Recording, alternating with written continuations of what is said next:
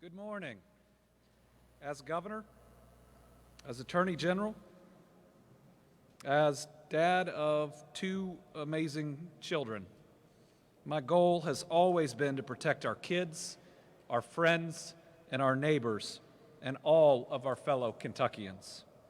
Here in the Commonwealth, we must do better to achieve that goal. In 2019, Kentucky ranked 9th for new criminal human trafficking cases. Labor and sex trafficking is one of the worst evils imaginable. It subjects victims to unspeakable harms. It violates them over and over, takes their dignity, and heaps a level of trauma on those individuals that most of us can't even fathom. It happens in big cities and small towns. It happens in large criminal enterprises, and sadly, it even happens when family members will allow harm to their children or their relatives over and over. It often impacts those that are already at risk.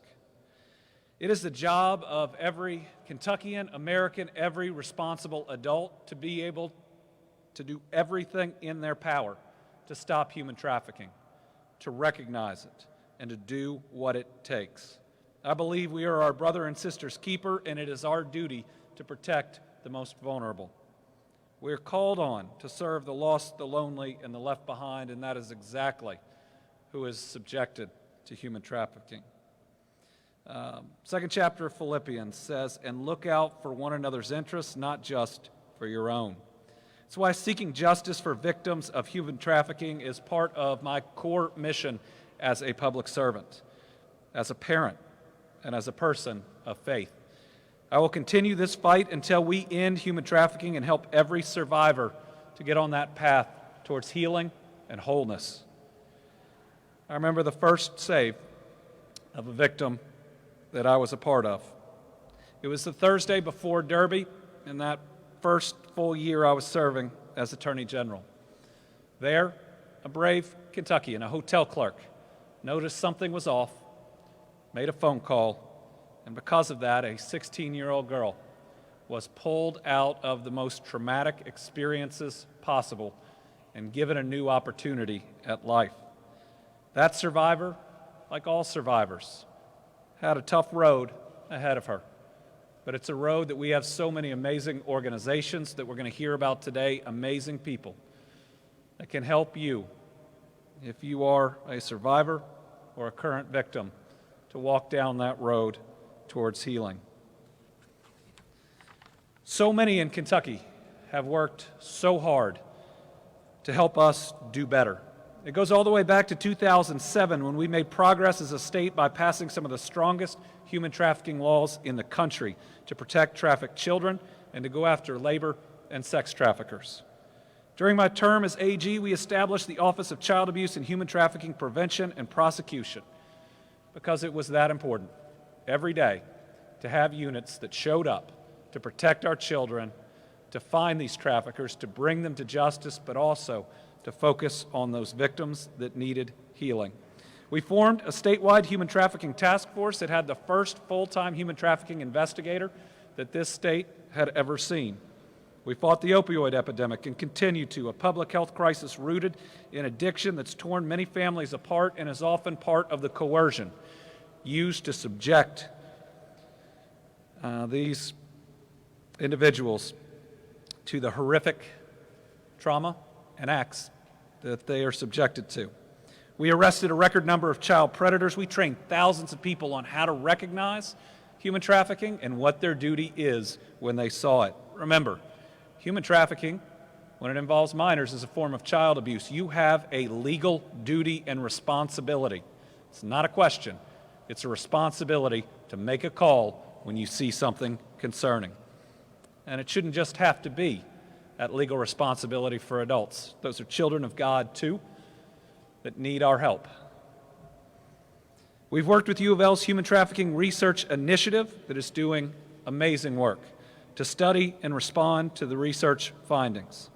In 2020, we were one of only 4 states to receive a $1 million grant related to human trafficking from the U.S. Department of Justice's Office for Victims of Crime. The funding helps our Cabinet for Health and Family Services to develop and implement multi-agency and advisory council on human trafficking and child labor prevention. It helps us work towards launching a human trafficking and child labor screening tool to identify high-risk children. Because thanks to that U of L School of Social Work, we know who are subjected to human trafficking and who are most at risk. And it helps us with a full-time child protection specialist that we were able to hire. We secured more than $8 million in federal funding for support services for victims of sexual assault or human trafficking. Unfortunately, these fights can't be won in a day or with one grant or one initiative. We got to work hard and hustle every day. I remember in my term as AG when we were able to secure the longest human trafficking sentence under state law in the history of our state. It was against a former district judge in northern Kentucky that had harmed so many individuals out there. That was a long fight. It was a tough fight, but it was a fight for justice that was secured.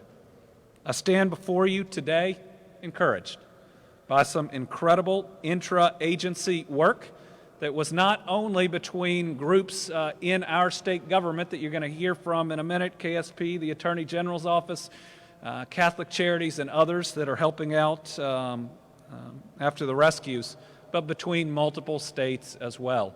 Just like we talk about the evils of COVID and the opioid epidemic, not caring about county lines or state lines, these traffickers, these criminals, don't either. And so we have to be innovative, flexible, and by God, we got to work together when it comes to saving our people and saving our children.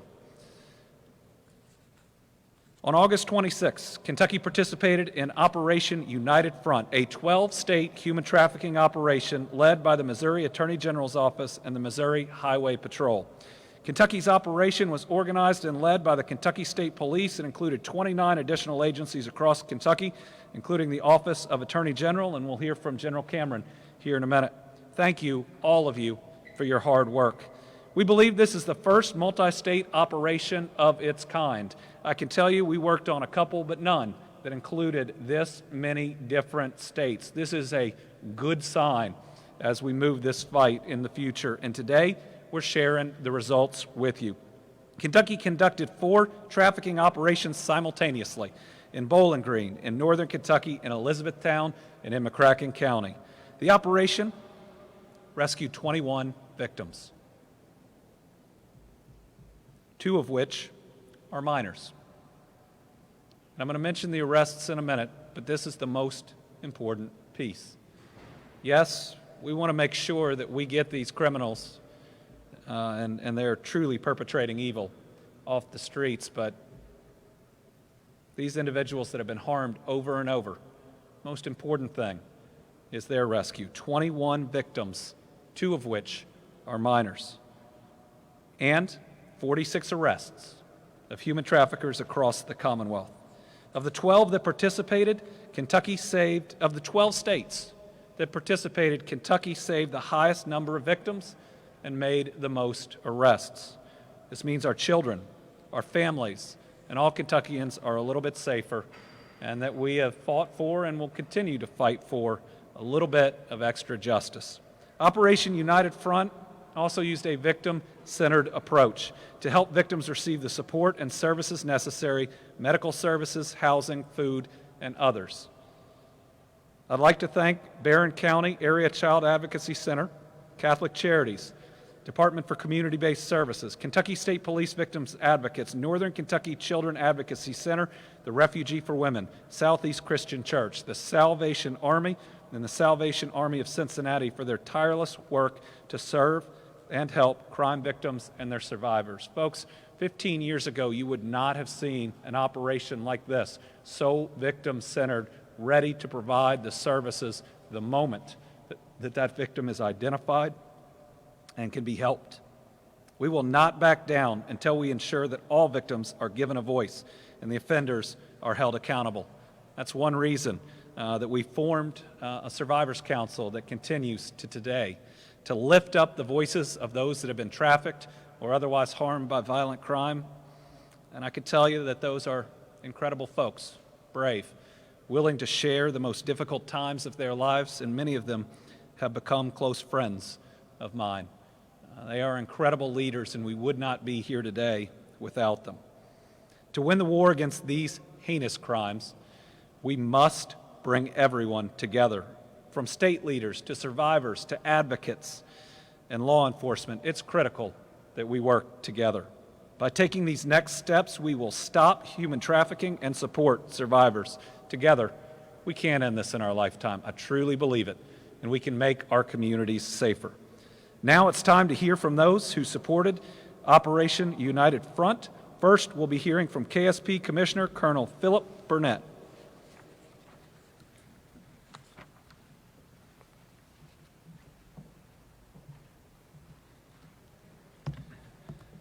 Good morning. Thank you, Governor, for your dedication to fighting human trafficking crimes in Kentucky.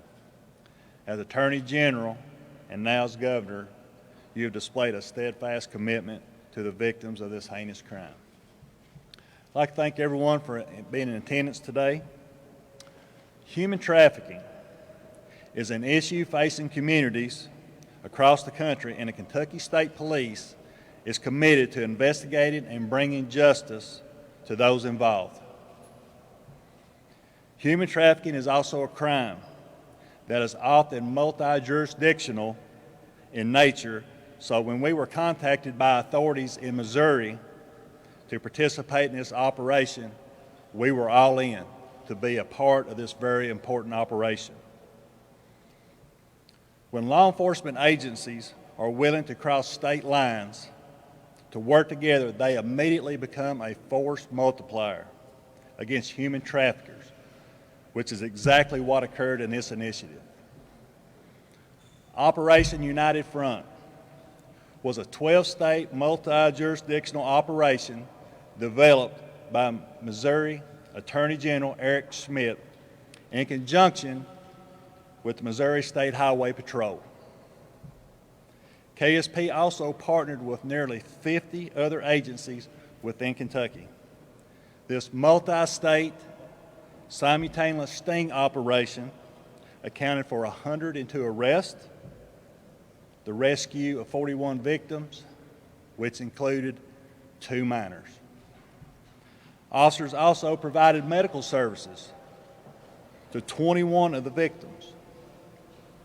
These operations typically use undercover tactics, and officers who arrange dates or meetings with potential human trafficking victims and rescue that victim or sex worker and provide needed services, or pose as a victim themselves and arrest buyers or traffickers. The Kentucky State Police wants to stress this operation was a success because of the work and dedication of law enforcement professionals working together in a collaborative way. This included the Kentucky Attorney General's Office, local police departments, sheriff's offices across Kentucky, and of course our federal partners. Every agency should be proud of the role they played in this operation. In true Team Kentucky fashion, your efforts have given these victims the chance to start their lives over again. We are proud of the work performed so far, but we realize there is more to do, and we will carry and expand upon our efforts in the future. Kentucky law enforcement has sent a message to those involved in human trafficking that we will not tolerate such, and we will be vigilant in finding those who prey upon our most vulnerable, especially our children. These types of investigations are victim-based, and often we rescue victims from these stings, which they have nowhere to go. They may need medical care.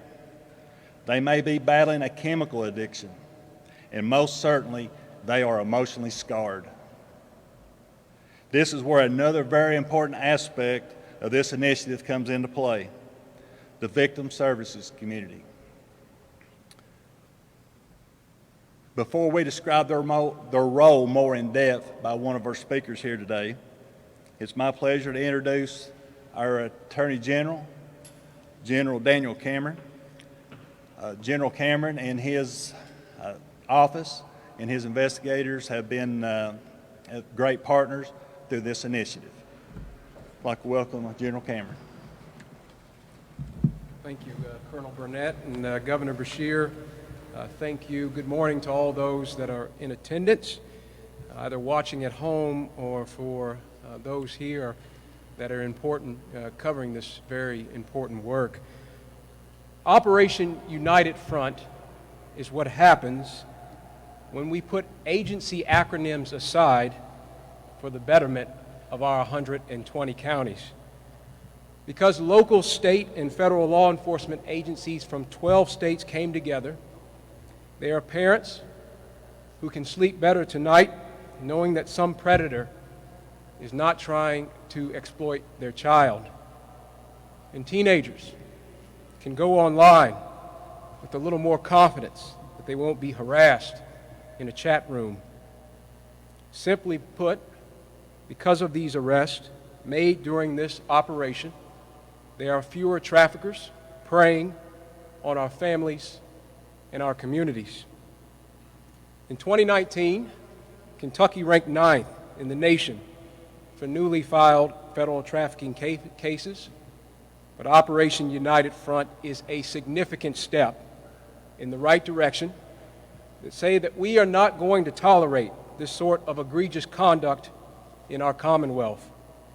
And I believe that message has now come across loud and clear. I'm proud that our Department of Criminal Investigations and our Office of Victims Advocacy stepped up to the plate to help with this monumental effort, working with the Kentucky State Police, Secret Service, sheriff's offices, as well as police departments in McCracken, Marshall, and Warren counties, and in Lawrenceburg and Owensboro. There were so many success stories during this operation. For example, one of our detectives was involved in an undercover sting that led to the arrest of a police officer in Maryland Heights, Missouri, for online enticement of a minor.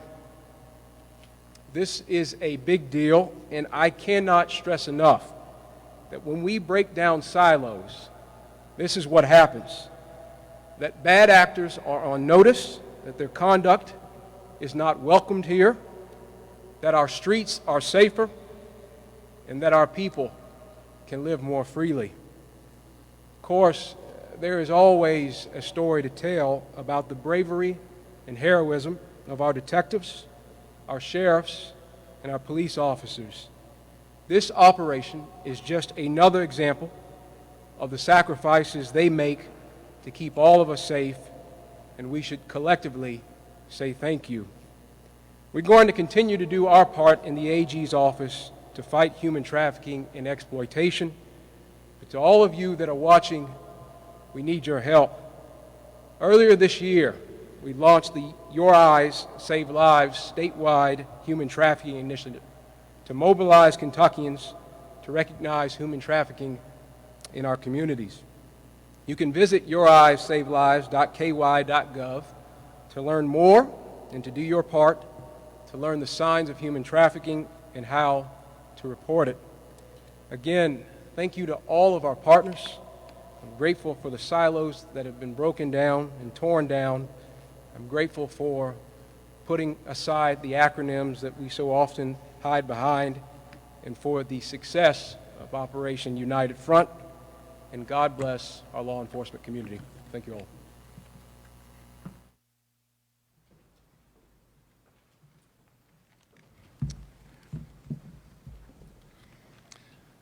To provide more details about the victim services that Governor Beshear and I were talking about earlier in our remarks, I'd like to introduce one of our speakers today that will expand upon that.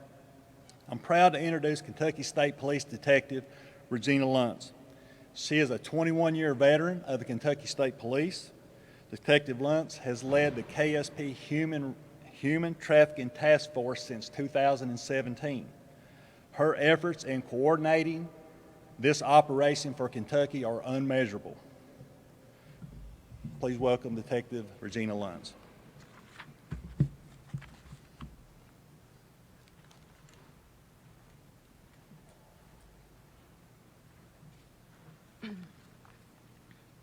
Thank you, Commissioner Burnett.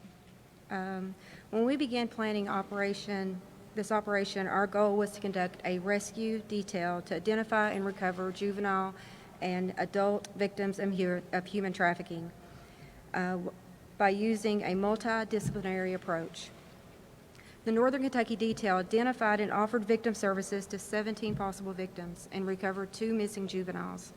The Elizabethtown detail assisted 2 victims and is working towards a human trafficking arrest. The Bowling Green detail assisted 5 victims and made an arrest for human trafficking and executed a search warrant on an illicit massage parlor.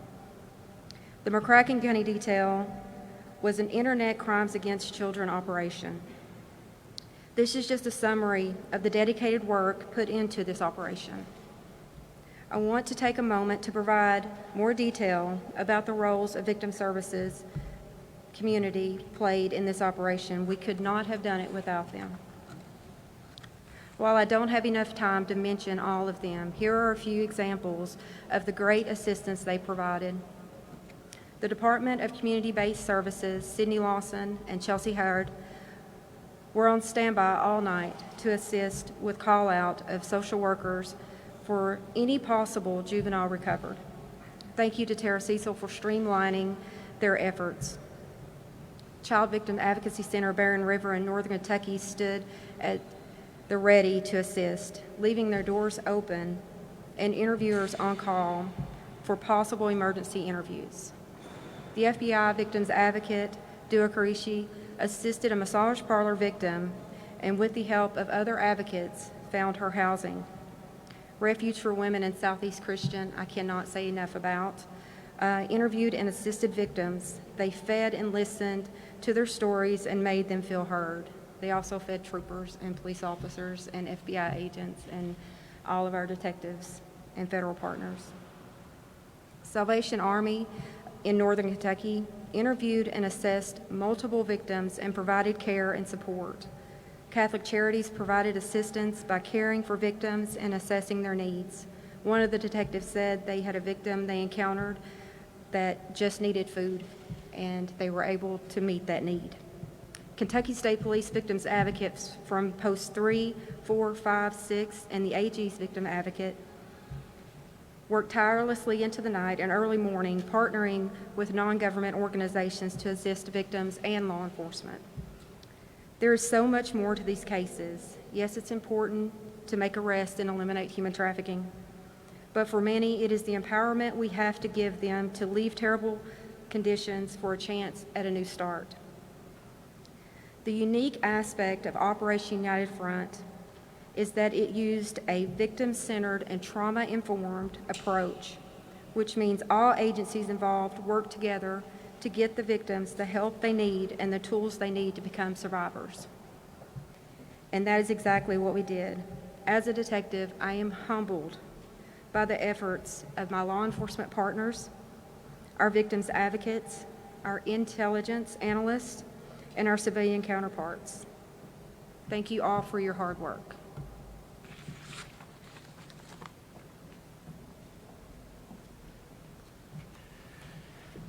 Al, thank you to all of our amazing troopers, to General Cameron, to Greg Wolf, and all the investigators in the AG's office. Thank you to our federal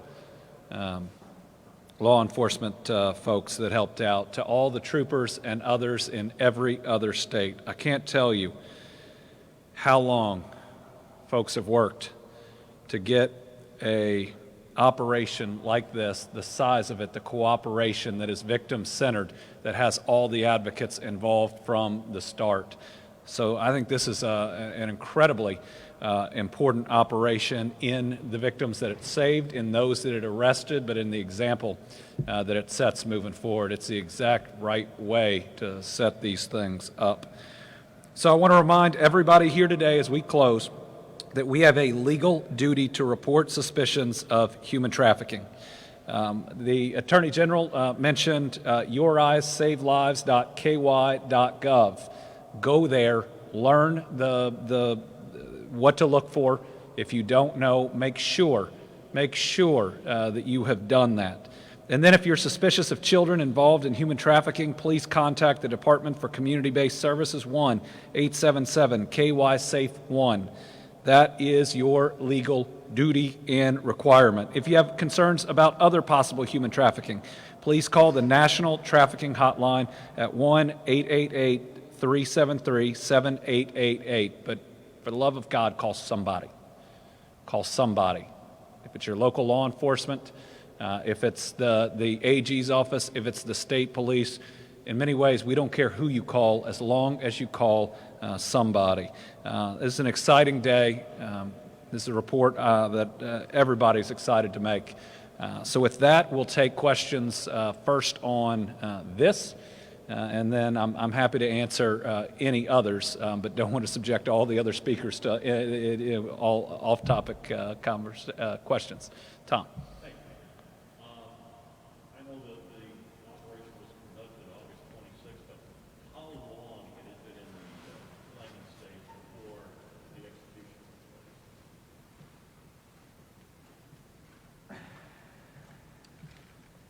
We have been we've been working with Missouri, some of those for a couple of weeks. Talk about this initiative coming up, but it has not been a very long as far as the collaborative multi-state effort. That was one of the things that they had in its infancy that they wished to do, but the actual planning and the execution of it just been within the past couple 2 to 3 weeks.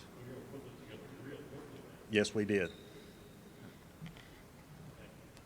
And I'll just add that the Attorney General's office and the state police are working to identify, prosecute human trafficking every day.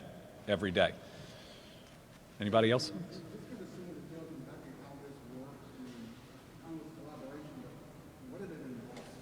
Well, let's invite both the Commissioner and the Attorney General up to talk through that.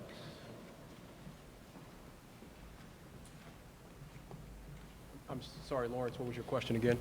Talk about how this thing exactly works. You said it's multi-state, multi-agency, but what does it involve?